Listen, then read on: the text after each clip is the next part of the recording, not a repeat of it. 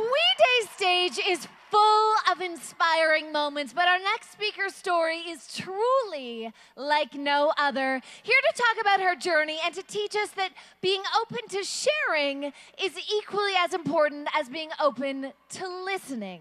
Meet Ashley Murphy. Hello, We Day! My name is Ashley Murphy. I'm in grade 10 and getting good grades. I made the honor roll and was elected vice president of the student council. I sing in a rock band, have performed in many musicals, and even won an award for having a positive attitude in Christian fellowship.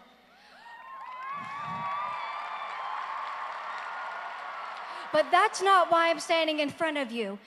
I'm here today to talk to you about something very close to my heart. I learned that at a young age, you can't ignore an elephant. When one's in the room, it's best just to introduce it.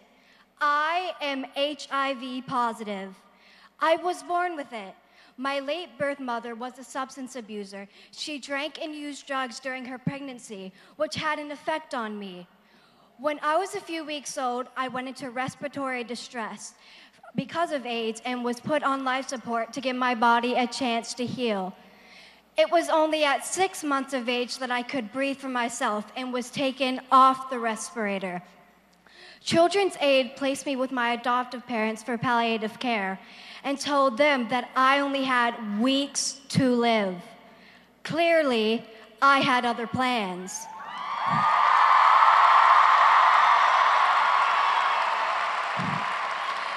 But why am I telling you this? It's not because I want your pity. If I don't seem as depressed or sad as you think I should be, I'm sorry, but I'm neither. These are the facts of my life. I can't change them. I can only control how I live with them. So I take my medicine every day and go about living my life.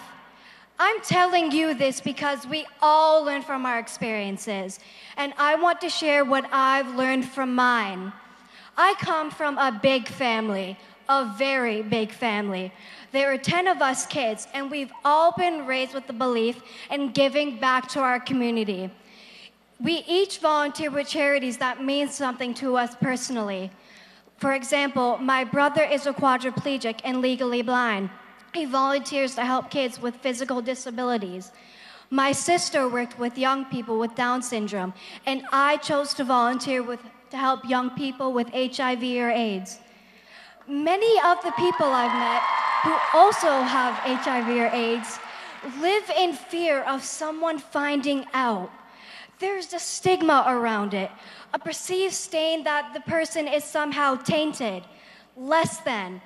I speak out publicly. I let people know I am HIV positive because I've been fortunate enough in my life to be surrounded by people who love and accept me, family and friends who support and encourage me, and I want to do that, to be that open and accepting person for others.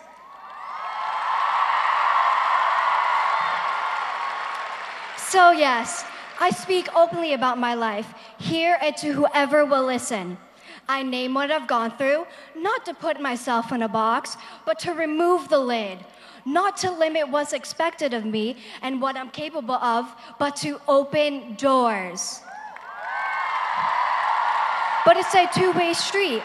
All I can do is educate others, open myself up, and share my story, and hope that whoever is on the other side is willing to listen. And I've had help. I find that when people get to know you, when they connect with you, they often become your biggest advocates, your most greatest defenders.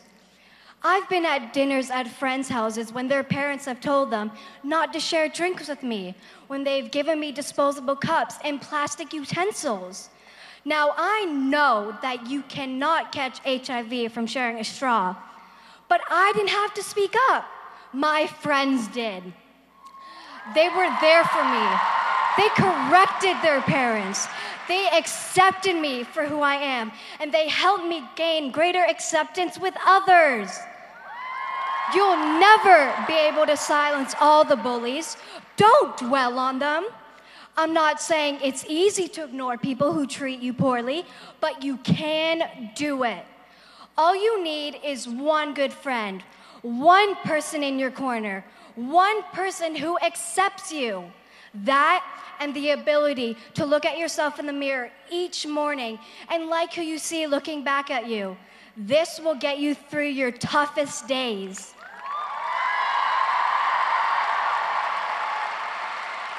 I want to leave you with one last lesson. Whenever I share my story, I hear the same thing: overcoming adversity. I understand why. It's easy to look at another person's life and only see the hurdles they face. I challenge you all to look beyond that way of thinking. Adversity is not something to sidestep. It's not something that we exist in spite of. It's life, and it cannot be overcome. It can only be accepted. When we meet adversity, we are changed. We are marked by a challenge, not stained by it. The words we can use build walls. They can box people in, but they can also dismantle these walls. Take the lids off the boxes we live in, and that's what an open heart does. That's what a willingness to share, to be vulnerable, and to listen does. Like I told you, there are 10 children in my family. 8 of us have special needs. I've learned so much from being a part of that incredible group. Sure, we've all had small things happen to us, like not being invited to parties, or people talking to us right in front of us as if we don't exist. But at the end of the day, we all stick together, and that is too many wheelchairs, leg braces, and walkers for any insult to make its way through. Always remember that there is no normal. Sure, there is typical, but there is no normal. And I'm not it. When we shatter that box of normal, we free people to engage what is rare, special, and different and powerful in them. The only way to do that is with an open heart.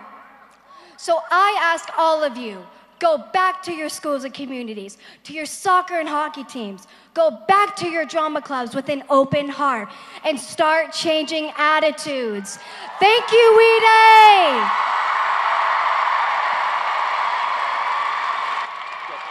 One more time for the incredible Ashley Murphy, guys. Come on.